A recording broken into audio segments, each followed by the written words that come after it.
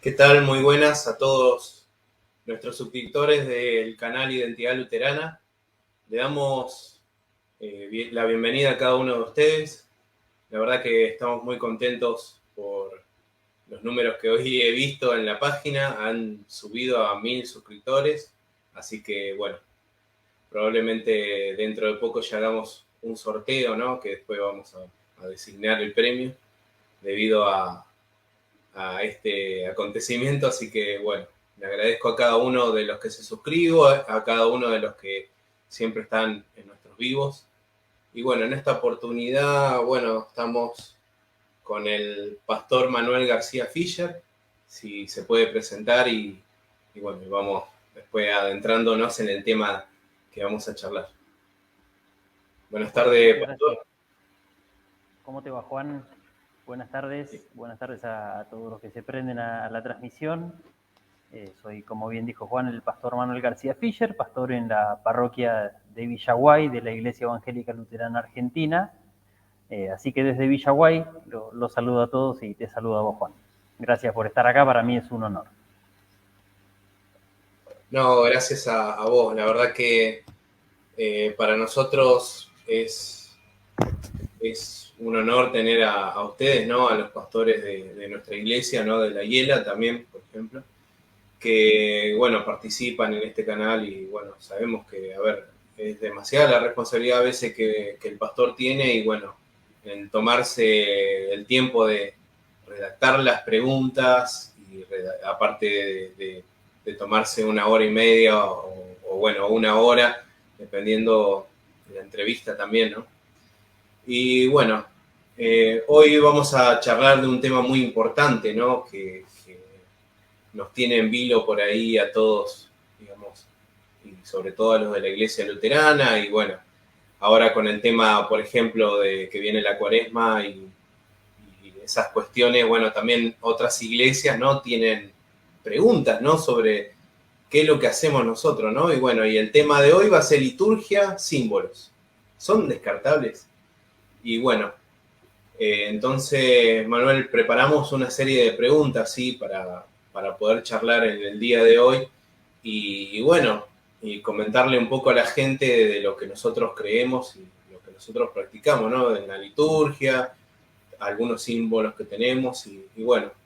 Eh, entonces, yo creo que primero para empezar, creo que tenemos que hablar que dentro del cristianismo, bueno, hay gente que habla de iglesias más litúrgicas y menos litúrgicas, ¿no? O en algunos casos hablan de iglesia baja e iglesia alta, ¿no? Entonces, ¿qué podemos decir al respecto desde el luteranismo? Bueno, lo que podemos decir, o capaz para dar una respuesta buena, tengo que hacer una vuelta un poco larga, pues bastante amplia la pregunta, pero hay iglesias que pueden ser exactamente idénticas en su forma externa y sin embargo no tener nada que ver una con la otra. O por otro lado podemos tener dos iglesias que parecen el día y la noche en cuanto a las formas litúrgicas, pero que son una, ¿no? Tienen unidad y son la misma iglesia. Lo clave que podemos decir al respecto es que la uniformidad no depende de las ceremonias que tengan o que celebren, cuántos ritos tengan de institución humana, porque no son esas ceremonias las que nos dan la unidad, sino son las prácticas que ejerzamos, sino que es la confesión en la doctrina.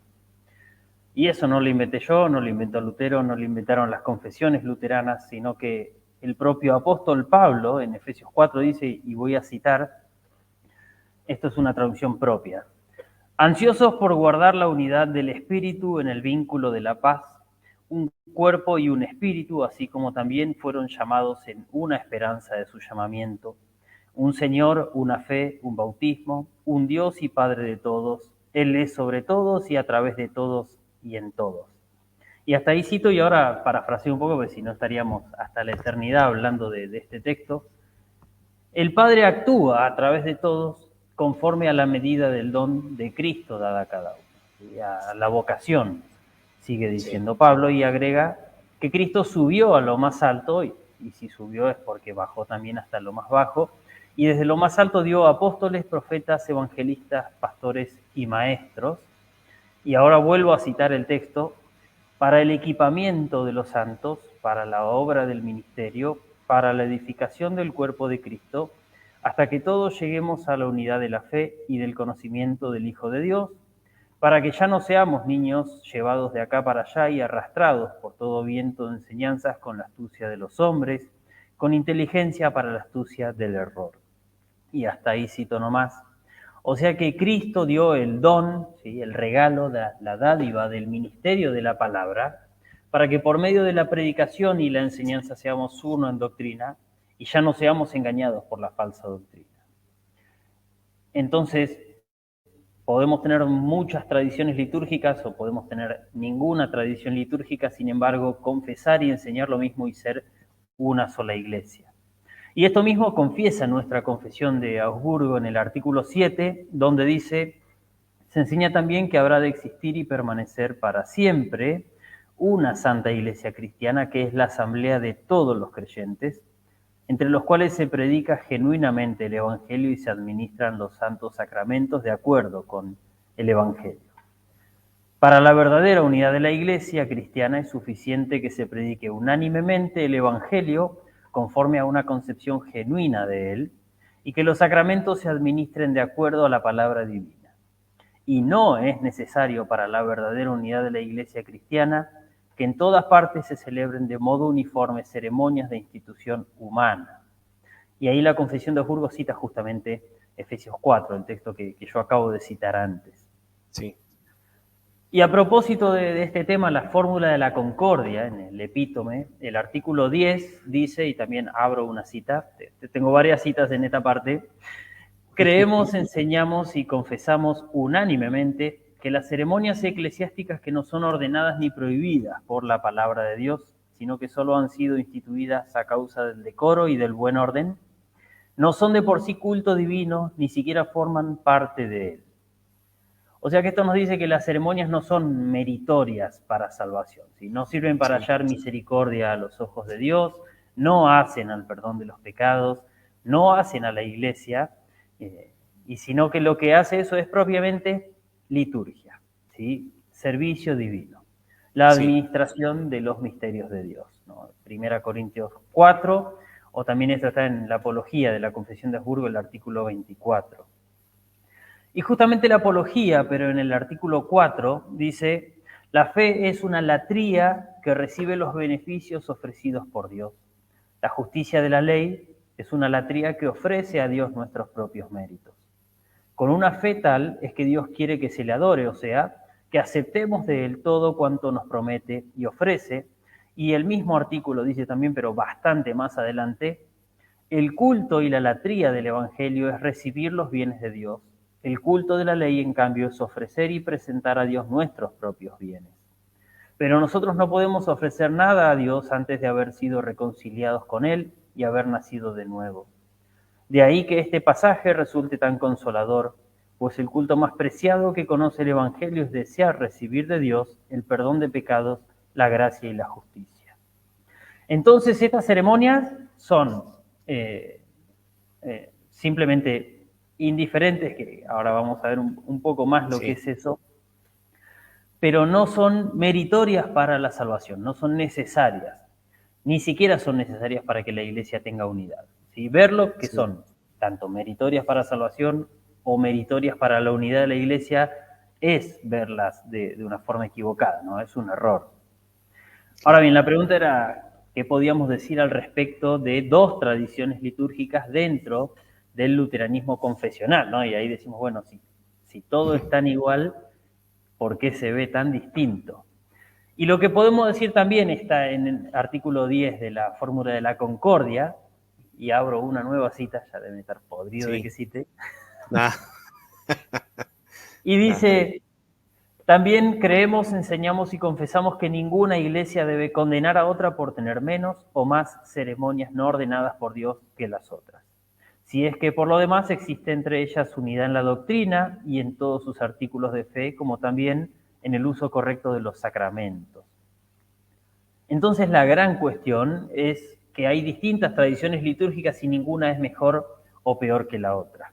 Claro. Todo el tiempo se puede introducir nuevas tradiciones o eliminar tradiciones antiguas, siempre y cuando no estén ordenadas por Dios, pero tampoco estén en contra del Evangelio, ¿no? Y la fórmula de la concordia aclara que todo esto se puede hacer siempre según las circunstancias, ¿sí? O sea que hay una sensibilidad por el contexto. Y Claro. siempre en el marco de la libertad cristiana y nunca por la coerción. También... Sí. perdón, que quería No, preguntar no, no, algo. no, no, no, que habría acordado algo que dijiste ahí, que lo he visto, por ejemplo, con las iglesias de África, ¿no? Por ejemplo, con el tema del contexto que dijiste, ¿puede ser? ¿A qué te referís Al, específicamente con al las tema iglesias? litúrgico más que nada. Bueno, las iglesias de África, que son antiquísimas en cuanto al cristianismo, recordemos, por ejemplo, Etiopía, es Sí, el segundo país a nivel histórico que instituye el cristianismo como la religión oficial del país. Sin duda que van a tener una tradición litúrgica distinta a la nuestra. Y sin ir a África, por ejemplo, siendo que el luteranismo en Argentina proviene de inmigración europea, si nosotros viésemos las iglesias luteranas que hay en Oriente, en Rusia, en Lituania, en Ucrania, para nosotros a simple vista eso serían iglesias católicas o peor, no nos sí, parecerían luteranas. Sin embargo, la confesión de la doctrina es la misma y seguimos siendo la misma iglesia. así Lo es, mismo pasa en África, no cambia la tradición litúrgica, pero la iglesia sigue siendo la misma. así es. Bueno, algo muy peculiar que o sea, que se suele escuchar, ¿no? Dentro del luteranismo, en especial es, entre comillas, ¿no? Eso es adiáfora. Para justificar o dejar de hacer alguna práctica litúrgica o a veces, ¿por qué no?, alguna modificación, ¿no? Entonces, sería interesante preguntarnos, ¿qué es adiáfora? Y bueno, otra pregunta también referido a esto es, ¿todo lo litúrgico tiene esta posibilidad de cambio? Bueno, eso primero que dijiste, ¿no? De desechemos porque esa diáfora es una perspectiva más iconoclasta que luterana. Se parece más a una reforma así al estilo de reformado de Karlstadt o de Calvino o de Zwinglio también. Pero los luteranos confesionales vemos las adiáforas principalmente como elementos buenos a ser conservados en la iglesia por causa del buen orden, del buen ejemplo y de la enseñanza al pueblo de Dios. Y vuelvo a citar el párrafo, un párrafo que cité antes, que no lo llegué a citar ahora que pienso. Es un párrafo de la Apología de la Confesión de Augsburgo, ¿no? Que dice que los padres de la Iglesia Sí, observaban aquellos cultos humanos por su utilidad en el aspecto formal, para que el pueblo supiese cuándo tenía que congregarse, para que en los templos todas las cosas se hiciesen decentemente y con orden, para dar un buen ejemplo y finalmente para que también el pueblo común recibiera alguna educación. O sea que tenían estas 4 razones para mantenerlo. ¿Sí? Agregan, porque el discernimiento de los tiempos y la variedad de los cultos son de valor para leccionar al pueblo. Y acá me encanta cómo lo plantea la apología. Estas eran las razones por las que los padres, que los padres tenían para conservar los cultos, y lo pone al sí, pasado, y lo conecta con el presente. Y por estas razones también nosotros pensamos que las tradiciones bien pueden conservarse. Y esta es la mirada luterana de las adiáforas, ¿no? Que bien pueden conservarse. La otra tradición, la reformada, al menos la más suave, ve esto como, sí, elementos descartables. Esa diáfora lo podemos desechar sin demasiado análisis. Nosotros, claro. por el contrario, tiramos para el lado de conservar, ellos tiran para el lado de desechar. Y hay tradiciones más extremas dentro de los reformados que afirman que estas ceremonias son un vestigio de la tiranía papal y de la Iglesia de Roma. Por eso hay que desecharlas. ¿Sí? Directamente, no es que está la opción, sino que necesariamente hay que desecharlas, que es el lado más radical, como en su momento fue la reforma de Karlstadt. Sí, Y esto atenta contra la libertad cristiana. Por eso el luteranismo va por la vía de que lo que es útil se conserva y lo que es contraproducente se desecha, pero siempre con sensibilidad y tacto, con la debida enseñanza y en el marco de la libertad cristiana. Ahora, en cuanto a la otra pregunta de qué es adiáfora, metiéndonos más de lleno en la pregunta, Sí. Adiáforas de la Iglesia son todos los asuntos indiferentes para la salvación. Adiáfora es una palabra que viene del griego, a y diáfora. A es la alfa privativa, como nosotros decimos normal, es normal, y anormal es todo lo contrario a normal. Bueno, adiáfora es todo lo contrario a diáfora. Diáfora es importante, diferente, adiáfora es no diferente, o sea, pasándolo a español, indiferente. Porque estos asuntos no agregan ni quitan a la fe. O sea que simplemente fueron introducidos en la Iglesia por el hombre, solamente con motivos de buen orden y de enseñanza. Y son introducidos por el hombre porque no están en la Escritura ni mandados ni prohibidos por Dios. Entonces, siempre y cuando no sean contrarios al Evangelio, podemos hacer uso de ellos. Ahora bien, en cuanto a la segunda pregunta de si todo lo litúrgico tiene esta posibilidad de cambio, hay que aclarar acá que no todo lo litúrgico es adiáfora. Y quizás la respuesta va a ser un poco larga, pero creo que va a ser constructiva. Indiferente, por ejemplo, de si la Iglesia tiene o no tiene campana.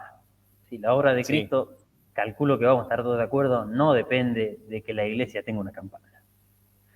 Indiferente es si seguimos el leccionario histórico, si el de un año, o si seguimos el trienal, el de 3 años, o si no seguimos ningún leccionario.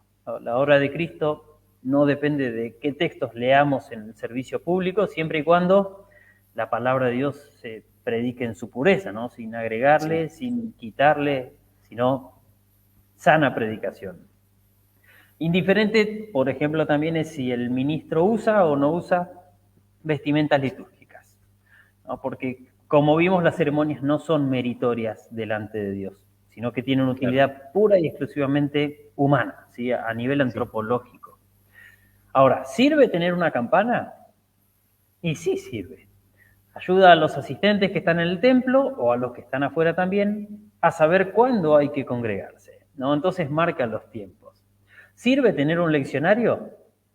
Pero más vale que sirve, ¿no? Al predicador, por ejemplo, le quita la carga o la tentación de predicar siempre los textos favoritos, ¿sí? Y por otro lado, a la gente común le sirve para escuchar porciones seleccionadas para que a fin de año o a fin de 3 años o a fin de 10 años hayan conocido ciertas partes de la Escritura fundamentales para que conozcamos a Cristo y las cuestiones fundamentales de la fe, ¿no? Entonces es importante. ¿Sirve tener vestimentas litúrgicas? Y por supuesto que sirve, ¿no? Marcan tiempos, espacios, personas, lugares. Miro los colores y me hacen acordar si estoy en Epifanía, si estamos cerca de Navidad o si estamos en Cuaresma. Nos recuerdan visualmente a la persona y obra de Cristo, que ese fue mi tema de tesis antes de graduarme. Nos enseñan que el que está delante no está como un rey, como un señor, ¿sí? No es la autoridad en cuanto al orden humano y no estoy ahí para servirlo a él, sino todo lo contrario. Él está ahí para servirme con la predicación y la administración de los misterios de Dios. Ahora bien, todas esas cuestiones litúrgicas sí son sujetas a modificación, porque vimos que no son necesarias para salvación. Sí. Pero parte de la liturgia también es la lectura y predicación de la Escritura, la administración del bautismo, la administración de la Santa Cena. Eso es liturgia, es administración, es servicio. Porque una cuestión importante a la hora de hablar de liturgia es que no hay que confundir liturgia con orden litúrgico.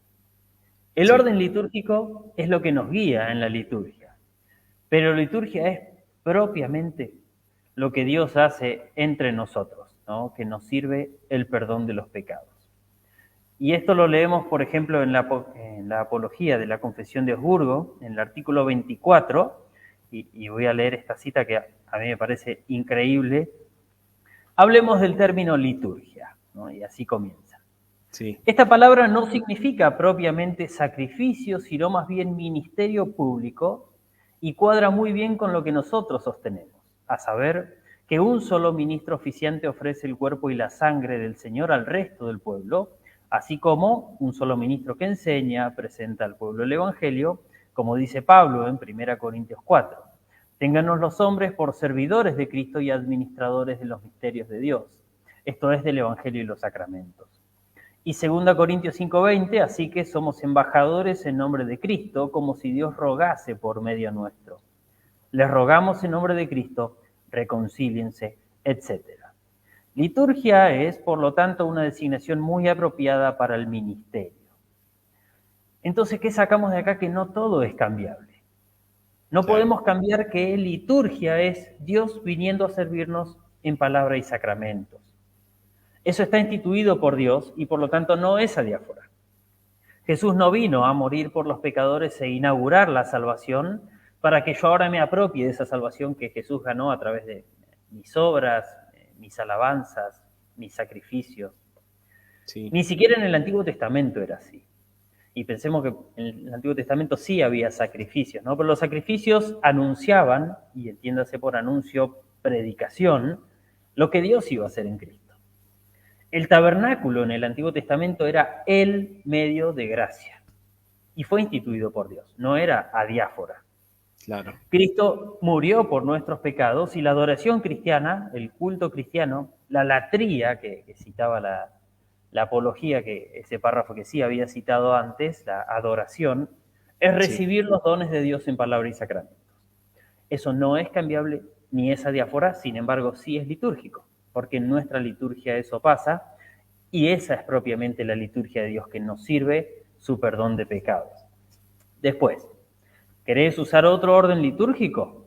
Uno nuevo, con música más actual, más movidito, no sé, a alguno le gustará el cachengue, un lenguaje más simple, dale, no hay problema, adelante, está totalmente permitido. Ahora, siempre y cuando sirva ¿a qué? Al buen orden y la enseñanza del pueblo de Dios. Claro.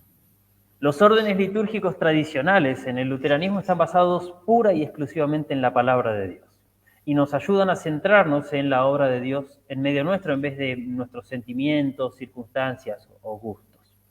Se puede actualizar, entre comillas, para mí nunca deja de ser actual, pero ¿se puede actualizar el orden litúrgico? Obvio, pero que siga sirviendo al propósito por el cual se empezó a confeccionar la liturgia histórica, que no tiene un par de siglos de historia, sino que desde los primeros siglos del cristianismo ya empezó a ir tomando forma. Sí, eso es muy importante, ¿no?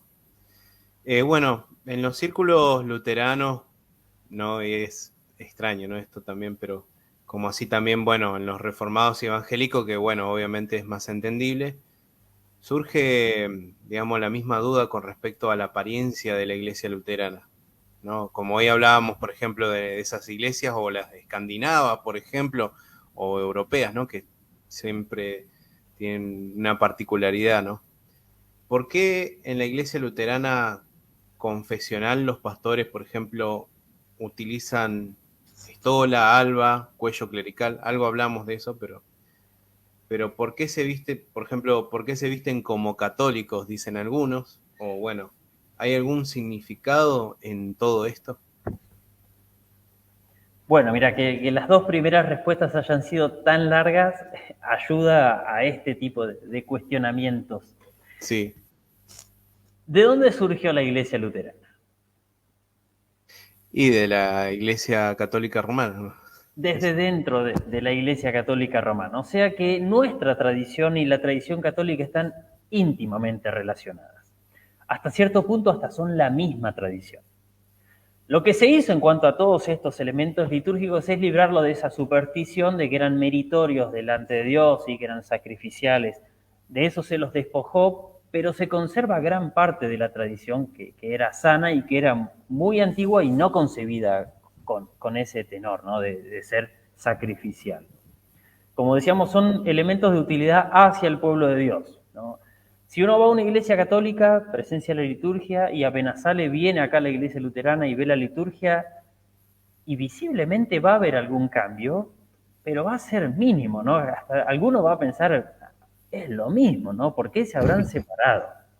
¿No? Sí. De fondo, sí, hay diferencias que son grandes y sustanciales, ¿no? Que por eso nos separamos, que es cómo se obtiene la justicia delante de Dios. Para nosotros es por gracia, por medio de la fe, y para el católico es por la gracia a través de las obras, ¿sí? O fe más obras, dependiendo de con quién converses o quién te dé la respuesta, puede cambiar, pero visualmente somos muy similares.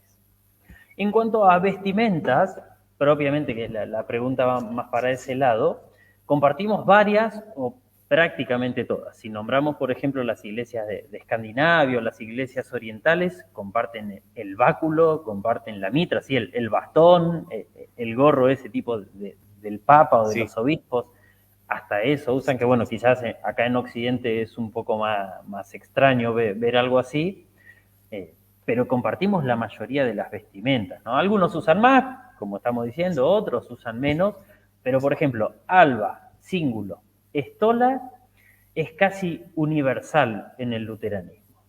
Sí. Y estas se usan, porque lo que explicaba hace un rato, ¿no? Estas sirven a que el pueblo aprenda lo que necesita saber de Cristo, ¿no? Y eso no lo estoy inventando yo, por más que esa era la tesis que yo defendí cuando me estaba por graduar.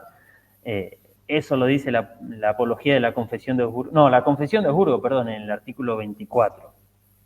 Y a raíz de una tradición litúrgica que se impuso por la fuerza, tanto en el luteranismo como en el calvinismo, que se hizo con intereses políticos, en el siglo XVIII se acuñó que los ministros luteranos usan la toga, o algunos le llaman sotana, negra. Así que sotana en realidad es otra vestimenta, pero bueno, todos lo conocen como sotana, en realidad se llama toga. Sí. No, que la toga esta es propia de los jueces, ¿no? Como el juez de los Simpsons, que a mí me encantan los Simpsons, siempre lo cito como ejemplo, o de las películas. A mí también me gusta, sí. ¿No? Que usan la toga negra con esas pelucas blancas con los rulos y todo. Sí. Y este color negro, si bien transmite seriedad, solemnidad, también está dando a entender que estamos en un juicio, ¿no? Y que el que está enfrente es un juez. Y si bien en la liturgia se pronuncia el juicio de Dios, este no es un juicio de las obras, sino de la gracia, porque somos perdonados por causa de Cristo en el Evangelio. El negro hace referencia al juicio civil, donde la justicia sí es por las obras. Entonces por ahí da un mensaje contrario, y bueno, como dije, esto se hizo con intereses políticos. Entonces el alba, al ser blanca, es un buen elemento para hablar de este juicio que Dios hace con nosotros, que nos cubre con la justicia de Cristo, ¿no? Por eso el color blanco. Y está en consonancia con nuestra predicación. Si estuviésemos de camisa y corbata, puede decir alguno, Dios no estaría entregando la justicia de Cristo. Y sería muy sonso si dijese que no. Porque es obvio que sí, porque las vestimentas no son meritorias delante de Dios. Pero las vestimentas lo que hacen es dar una profundidad mucho mayor al anuncio del Evangelio. Así como yo sé que hay cines de 5 dimensiones o 6 dimensiones, viste, que se te mueven los asientos y te mandan olores, frío, calor. Bueno, eso es lo que hacen las vestimentas. Le dan otra profundidad porque el anuncio que nosotros predicamos con la boca también lo hacen visible. Y yo puse solamente el ejemplo del alba, pero esto se aplica a todas las vestimentas litúrgicas, porque todas significan y simbolizan algo, y por algo llegaron a ser una vestimenta litúrgica. Y es más, si uno lo enseña correctamente, la gente aprende a apreciarlas también, y no solo a saber que están ahí, bueno, por tradición y nada más. Ahora, en cuanto a lo segundo que vos nombrabas, la camisa clerical, cuando yo empecé a hacer mi tesis, hice una encuesta con algunos que ahora son mis colegas, y yo aclaré de entrada que no iba a hablar de la camisa clerical, porque todos pensaron que yo hacía la tesis de vestimenta litúrgica por la camisa clerical. Primero y principal, la camisa clerical no es una vestimenta litúrgica, ¿no? Al contrario, es lo que se llama la vestimenta secular. Sí. Y al mejor estilo Lutero, ¿qué significa esto? Es la vestimenta civil del ministro, ¿sí? La vestimenta con la que anda en la calle, y entonces la gente puede reconocer que él es un ministro del Evangelio. Es como un uniforme. Vos sos policía, ¿no? Sí. ¿Cómo la gente sabe que sos policía cuando estás en la calle? Y si estoy uniformado, si no, no saben, obviamente. Tal cual, ¿no? Y hasta está el famoso policía de civil, ¿no? Que no está uniformado, no está identificado, no lleva su placa visible. ¿no? Bueno, lo mismo pasa en un hospital con los médicos y los enfermeros. Si yo voy a la sala de espera, ¿y cómo sé a quién le puedo pedir ayuda? Si veo a alguien que está sentado y tosiendo y vestido igual que yo, es probable que esa persona no trabaje en el hospital, ¿no? Los Claro. uniformes sirven para eso, es para el reconocimiento. Ahora, ¿cómo reconozco un pastor o un ministro? No hay un uniforme establecido, pero es Claro. casi universal que si veo a alguien con camisa clerical, sos el ministro de algún culto. Y si bien en un país como Argentina, a priori lo que piensan es que sos un sacerdote o un cura o como lo quieran llamar, lo importante es que te están identificando como un ministro del Evangelio, ¿no? Te ven como Exactamente. alguien que predica el Evangelio. En cuanto a esto, tengo una anécdota personal que me pasó cuando estaba haciendo mi vicariato, que es la práctica que hacemos los estudiantes del seminario en el 5º año acá en Yela. Sí. Y con uno de los pastores que trabajaba teníamos que ir a un hospital muy grande, enorme realmente el hospital, a visitar a una señora de nuestra congregación que estaba internada bastante grave. Bueno, hicimos nuestra visita y cuando nos estamos retirando viene una señora detrás nuestro que nos venía como persiguiendo y nos dice que un pariente estaba internado, si podíamos ir a orar por él. Por supuesto, ¿no? Fuimos y no solo oramos, sino que se leyó la escritura, hubo predicación y hubo oración. Bueno, Qué cuando interesante. terminamos nos damos vuelta, había otra persona para pedirnos lo mismo. Fuimos e hicimos lo mismo. Apenas terminamos pasó lo mismo, ¿no? Y llegó el momento luego de estas 3 como visitas, llamémosle, o 3 predicaciones, y ya pasado el mediodía, ya recontrapasado nuestro horario y la panza rugiendo de que quería parar a comer, decidimos separarnos, sacarnos crucifijo, camisa clerical, o sea, sacarnos el cuello, claramente no nos quedamos desnudos, porque si no, no nos íbamos más, porque todo el No, mundo nos estaba requiriendo. Ahora, ¿a qué quiero llegar con este ejemplo que estoy citando? No que tenía hambre, que quería ir a comer, sino que hizo que distintas personas en un lugar como un hospital, donde hay una infinidad de gente, no se identificaran, y esto presentó una oportunidad para la predicación del Evangelio. y sí. Ahora, de todas formas, esto de que vos decías, ¿por qué se visten como católicos?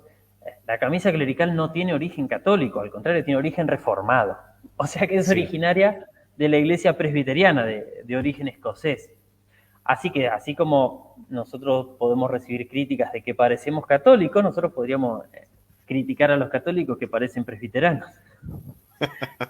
Es verdad. Pero, Sí, sí. por otro lado, en un contexto que es mayoritariamente católico, aunque no practicante, hace que mucha gente que te vea en la calle te identifica como un ministro y muchas veces hasta te busquen, Sí. ¿no? En busca de ayuda cuando necesitan escuchar el Evangelio.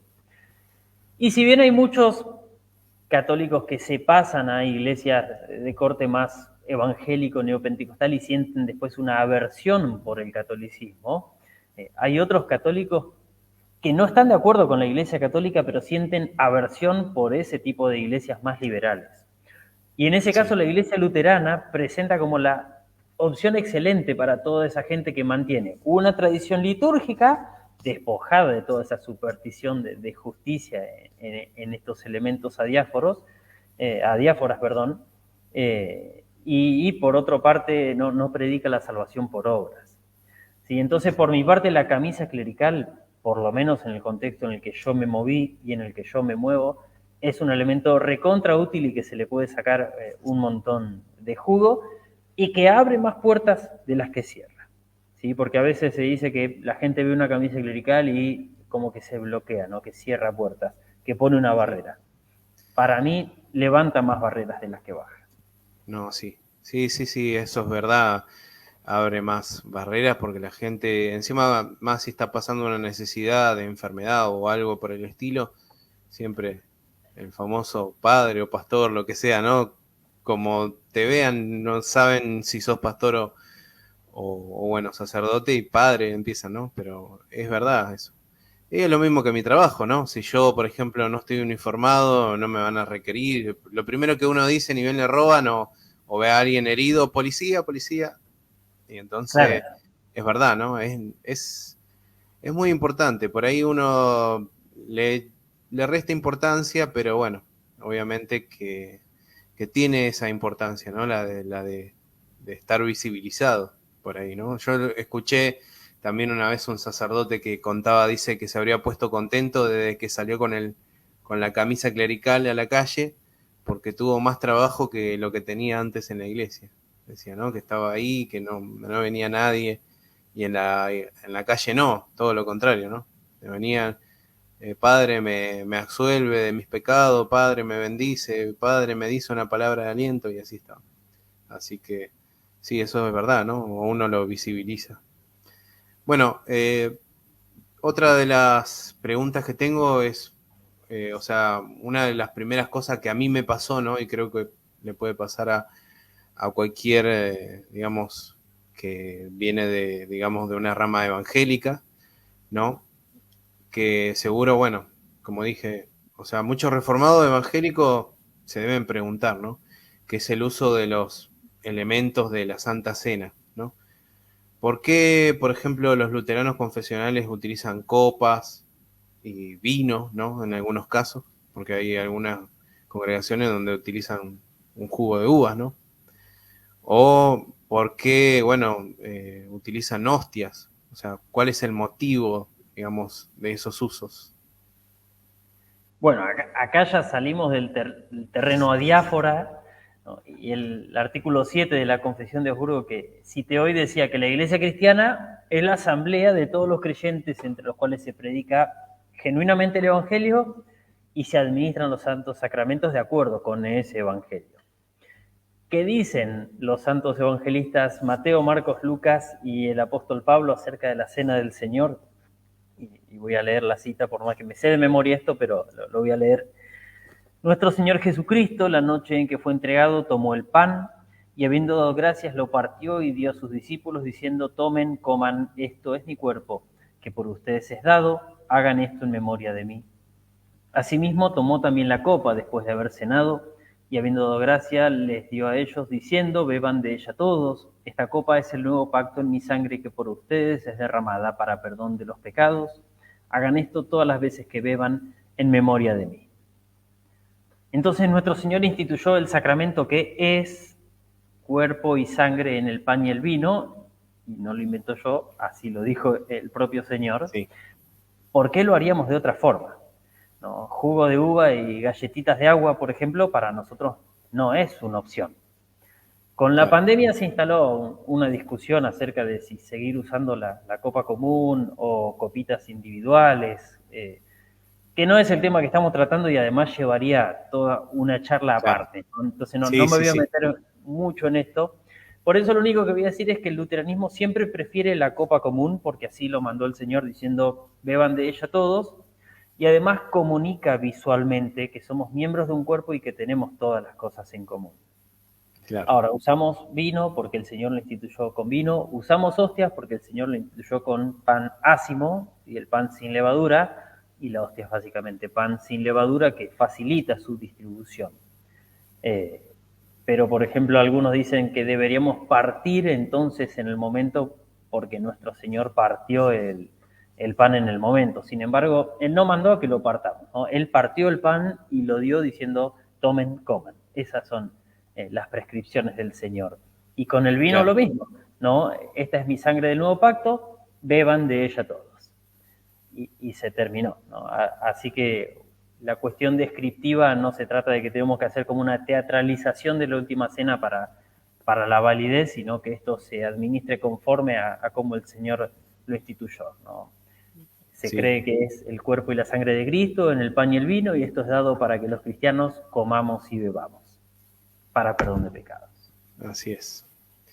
Bueno, hay una cosa que a muchos les llama la atención, ¿no? Que es, en algunas iglesias luteranas, ¿no? El tema de las imágenes o íconos en la iglesia luterana, digamos. O sea, ¿qué representan? ¿Cuál es la finalidad del uso? Y bueno, ¿por qué tenemos, por ejemplo, a Cristo crucificado? Que son varias de las preguntas que la gente normalmente se hace, ¿no? Y bueno, dentro del luteranismo también surgen estas preguntas, ¿no? A mí me han hecho estas preguntas, yo uso crucifijo desde hace unos años Y surgen estas preguntas. Incluso, otra vez, si fuésemos a Europa y vemos nuestras iglesias luteranas, son iglesias católicas, porque eran iglesias católicas que pasaron del catolicismo al luteranismo. Y literalmente no hubo modificación alguna. Quedaron como estaban. Ahora, las imágenes, ¿para qué sirven? Para la enseñanza. Para ser de utilidad en la iglesia. ¿No? El propósito de todo lo que no está ni mandado ni prohibido por Dios tiene que ser que el pueblo aprenda lo que necesita saber de Cristo. Muchos citan Éxodo 20, y no te harás imagen ni semejanza de lo que hay en la tierra. Bueno, sí. El mismo que dijo eso después se hizo imagen, ¿no? Y habitó entre nosotros. La gran cuestión es, no te arrodillarás para adorarlas, sino creer en otra cosa que no sea Dios. Eso es el primer mandamiento, ¿no? No hacer imágenes. ¿No? Claro. Entonces vamos a poder tener, o no vamos a poder tener cualquier imagen en nuestro templo. ¿Por qué? Porque tiene que servir a la enseñanza de quién es nuestro Dios y cuál es nuestra fe. No, a mí, como decía hoy, me encantan los Simpsons. Ahora, eso me da libertad para... Tengo un póster enorme yo en mi casa. Lo cuelgo acá atrás del altar, ¿no? Sí. ¿Qué aprendería la gente de Cristo viendo ese póster de los Simpsons? Absolutamente nada. ¿Sí? Entonces no tendría razón de ser esa imagen. ¿Sí? Ahora tenemos imágenes, no sé, de la pasión de Cristo, imágenes de milagros de nuestro Señor, imágenes del libro de los Hechos, imágenes de Apocalipsis, imágenes del Antiguo Testamento, sirven para la enseñanza. Supongamos que tengo todo el templo pintado con historias del Antiguo y Nuevo Testamento y estoy predicando sobre la tentación de Jesús y quiero citar los 40 años del pueblo de Israel en el desierto y los tengo pintados. Digo, como está pintado ahí, y la gente lo ve y una imagen vale más que 1000 palabras, dice una frase que es recontra real. Es verdad. Ahora, sí, en cuanto perdón, no sé si quería... No, sí, es verdad, digo, no dije. Volviendo al crucifijo, o a esa otra pregunta que habías metido ahí, la cruz con el Cristo crucificado, a eso llamamos crucifijo.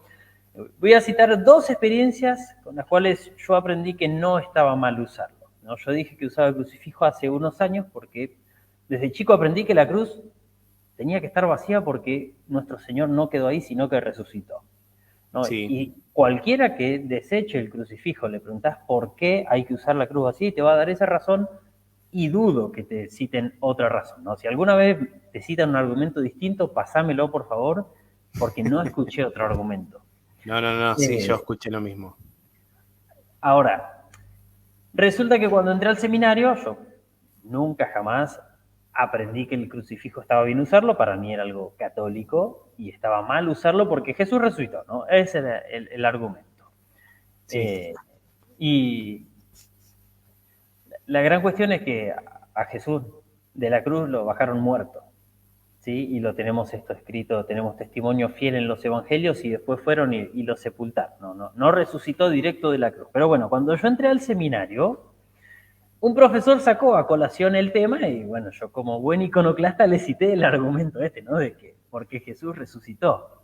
Y él me dijo, pero el símbolo de la resurrección es el sepulcro abierto, o sea, la tumba con la piedra corrida, como se relata en los evangelios. La cruz siempre apunta a la muerte, esté con o sin el Cristo. Sí. Con menos de 30 palabras me derribó todo mi argumento y no tuve más palabras, ¿no? Y después, otra vez hablando con un pastor, me contó su experiencia en una discusión así medio similar como esta del profesor conmigo, y me pareció genial lo que este pastor dijo, ¿no?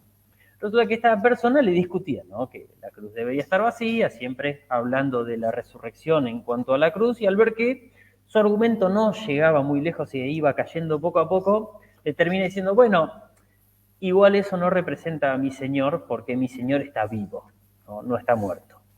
Y wow, es buenísima confesión al mejor estilo 1 Corintios 15, ¿no? Al mejor estilo del apóstol Pablo, pero no es tan buena comprensión de los símbolos, íconos e imágenes. Ahora, lo que es más fantástico es la respuesta que dio este pastor, ¿no? Y le dice, ¿vos tenés celular?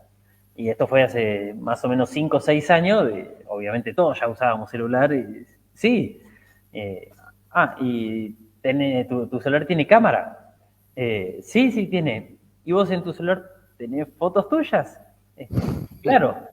Bueno, a ver, mostrame alguna foto, ¿viste? Y bueno, le empieza a mostrar. Dice, pero para, ese no sos vos, porque vos estás acá hablando conmigo. Y el hombre lo mira así Claro, como atónito, diciendo, me redujo mi argumento a cenizas, ¿no? Y para nosotros el crucifijo es justamente eso, es una foto, ¿no? Cuando nos sacan una foto no nos roban el alma como creían unas tribus los indios. antiguas, ¿no? Sí, sí. Una foto capta un momento.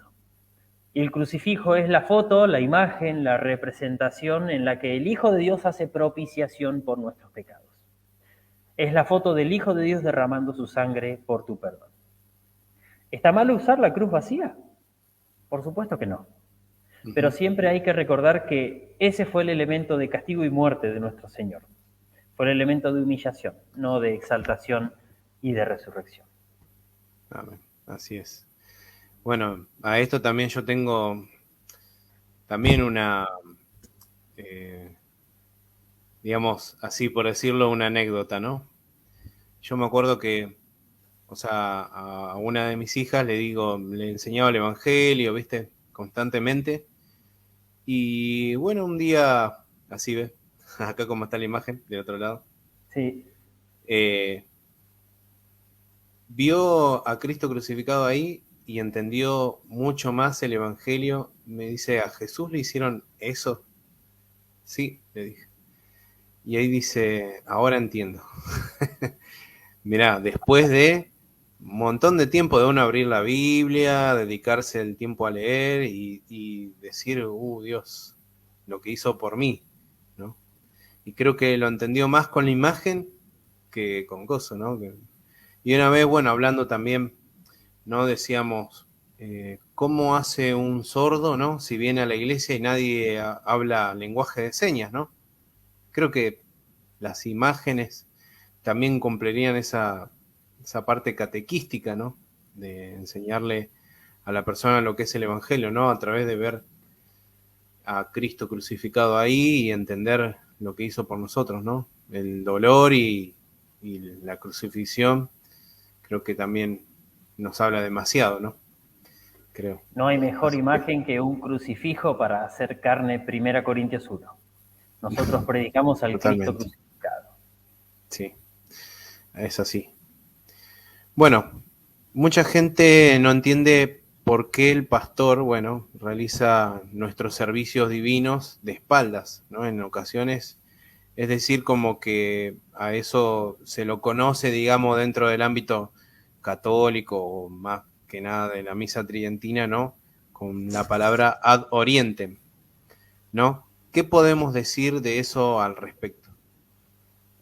Bueno, yo no soy un experto en este tema.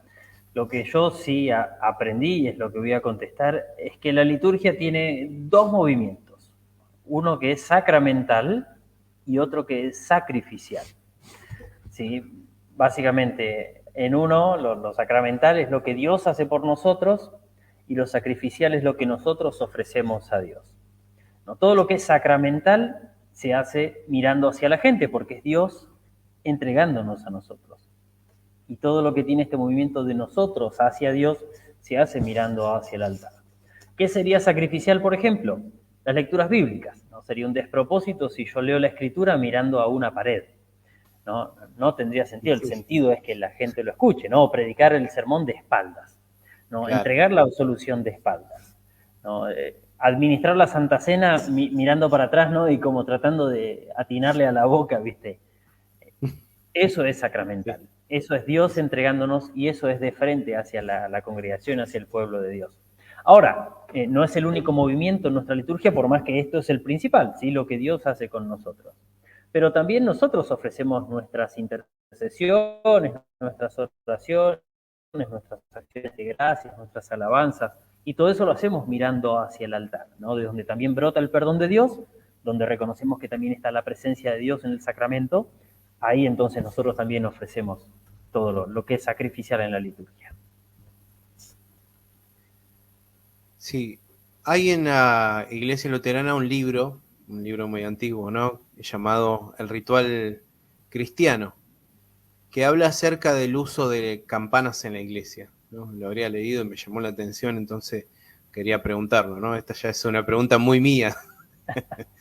Entonces, ¿en qué momento se tocan y cuál es la importancia de la campana, ¿no? Bueno, según el ritual cristiano, hay un uso recontra variado de cómo y cuánto y cuándo se toca. Hace un rato justo había nombrado la campana como ejemplo, ¿no? de lo que es una diáfora. Cuando hablamos de campana, hablamos de campana grande en la parte exterior del templo, sí sea una torre o el frente de la iglesia, y no hablamos de la campanita esa en las palabras de institución que tocan en la Iglesia Católica Romana, ¿no? Hablamos de la campana que es sonora grande hacia afuera, Sí. ¿no? Y también en esto hay distintas costumbres. Yo, por ejemplo, me crié en una iglesia donde hay una torre increíble y no tiene campana. Y ahora cuando vine a ser pastor acá sí hay campana. Y estoy atendiendo una parroquia que está vacante momentáneamente acá cerca, entonces me toca atenderla a mí, donde también 2 de las congregaciones que hay ahí tienen campana. Y ahí te das cuenta que cada una tiene su uso distinto, ¿no? Acá se usa de una forma, allá de la otra y allá de otra. Sí. Pero básicamente sirve para anunciar que el pastor está entrando o saliendo, ¿sí? Básicamente marca eso. También se puede usar, por ejemplo, mientras se ora el Padre Nuestro antes de las palabras de institución, una campanada por cada petición. En mi iglesia no se hace esto. También se puede usar por el fallecimiento de un miembro, ¿no? Que esto sí se hace. Esto es más normal que se toquen campanadas simples, ¿sí? De a una campanada y muy espaciada una campanada con la otra, ¿no? Esto entonces avisa a toda la congregación que vive cerca, que en mi caso es bastante, que alguien falleció, ¿no? Y automáticamente empiezan a llamarte o te mandan mensajes a ver qué es lo que pasó, quién fue, ¿no? Por ejemplo, voy ahora y toco la campana y te aseguro que por lo menos 2 personas me van a o llamar o hablar a ver quién se murió. Y la campana sirve para eso, sirve para anunciar. Es como una especie de despertador, pero no para que te levantes, no para levantarte de la siesta, no despertarse, sino para, bueno, es momento de escuchar la palabra de Dios y participar de los sacramentos. ¿Por qué la iglesia luterana, digamos, tiene el púlpito, el altar y el bautisterio y están, digamos, ubicados en los respectivos lugares que están, ¿no? Es muy particular ver por ahí, digamos, el púlpito más al costado, no tan cerca del altar, va al costado del altar, ¿no? No enfrente, como por ahí en otras iglesias evangélicas que tienen el púlpito en el medio, en el centro, ¿no? Y el altar, obviamente, no tienen altar en esas iglesias.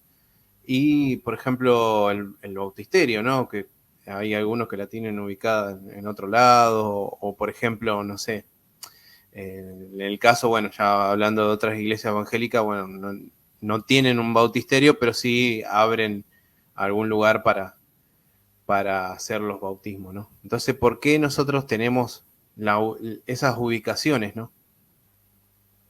Bueno, hay varios elementos acá.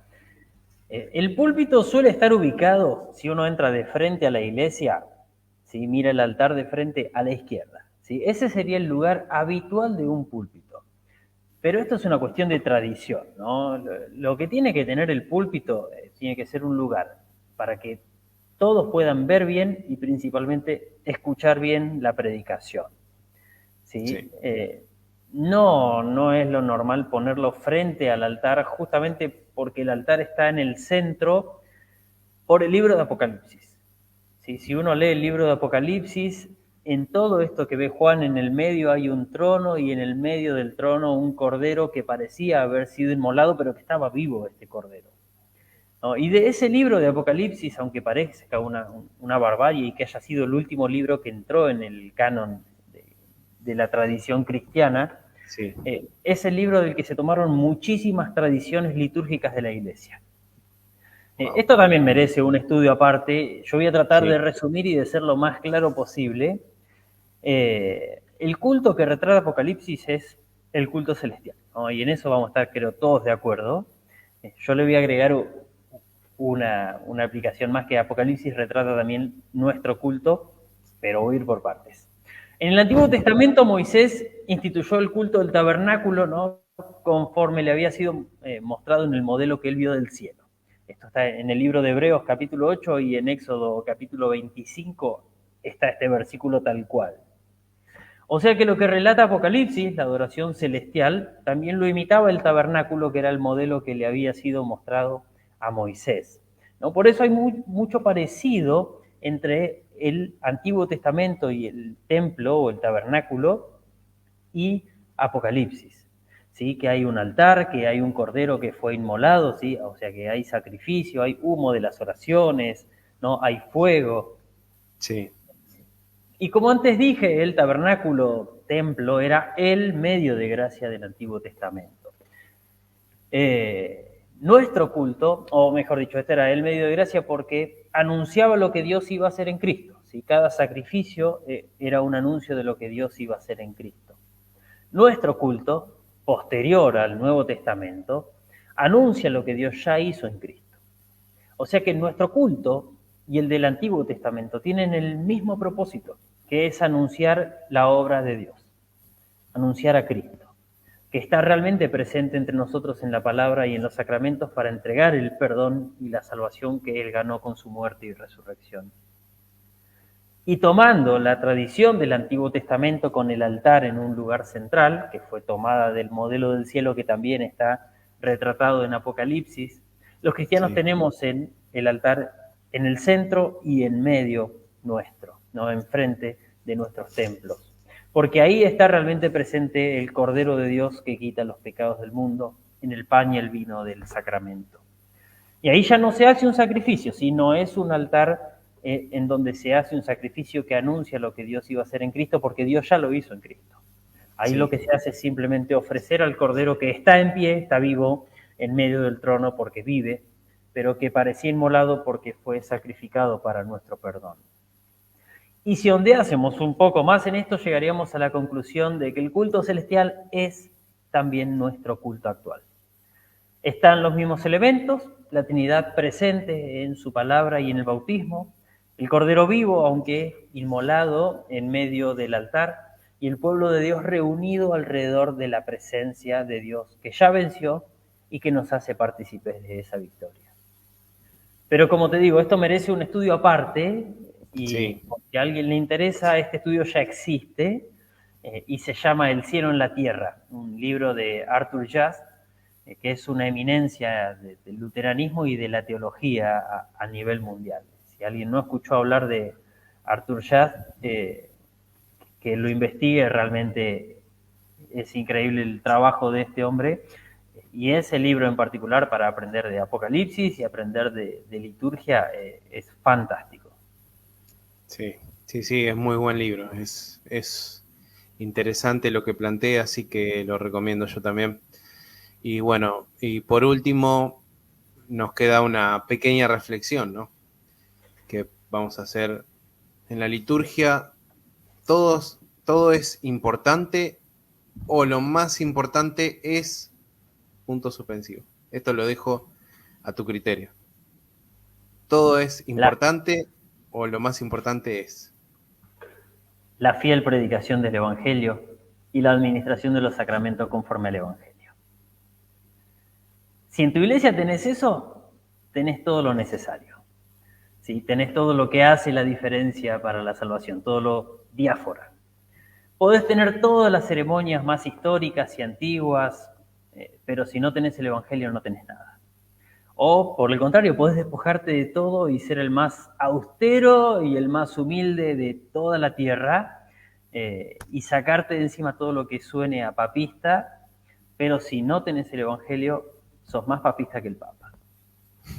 Lo importante entonces es, cuando de adiáfora se trata, informarse cuál es el sentido de tener ceremonias de institución humana y no descartar todo como, bueno, un aderezo inútil. Estudiar si nuestras tradiciones o nuestra ausencia, nuestra falta de tradiciones son útiles o contraproducentes a la predicación del Evangelio, de dónde surgieron, a dónde apuntan, etc. A la hora de hablar de un cambio, sea para agregar o sea para quitar, tomarse el tiempo, la paciencia, analizarlo, enseñarlo con toda simpleza y nunca, pero nunca hacerlo por la fuerza, sino dentro del marco de la libertad.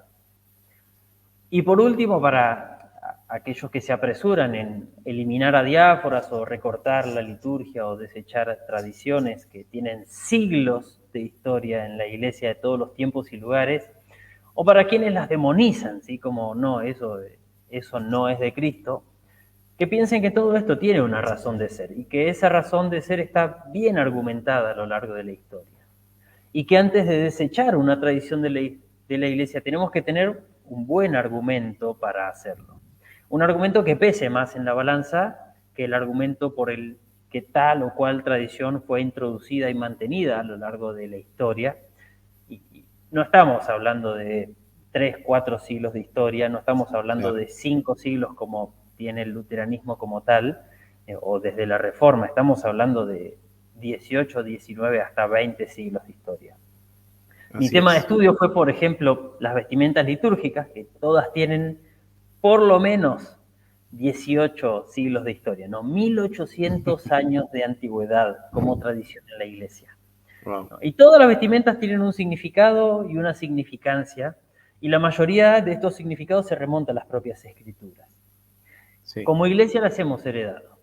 Si las quiero quitar, necesito argumentos que sean más fuertes que su historia, significado y significancia.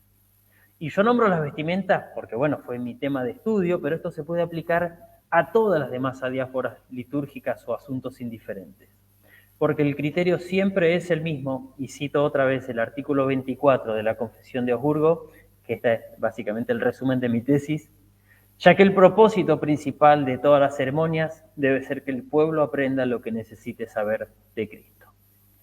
Eso es lo único necesario. Exactamente. Muchas gracias. Bueno, acá Miguel Núñez, el pastor Miguel Núñez, dice un saludo al reverendo Manuel García, qué alegría verte enseñando, hermano. Muchas gracias.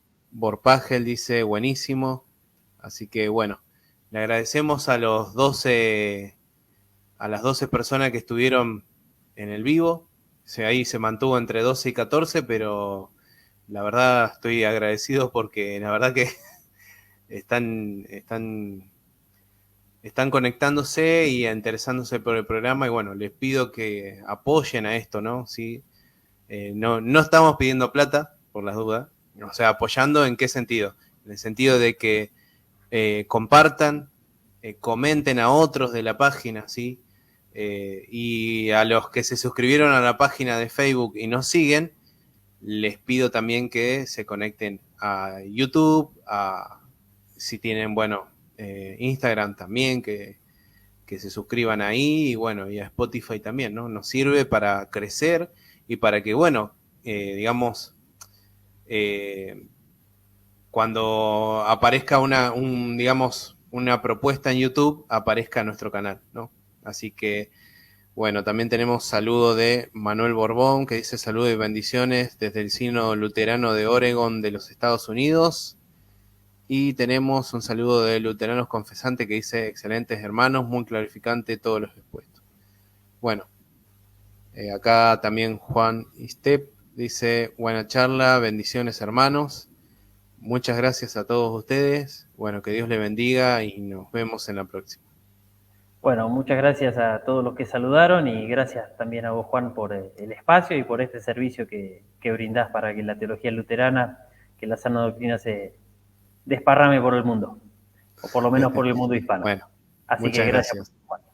No, por favor, hasta luego.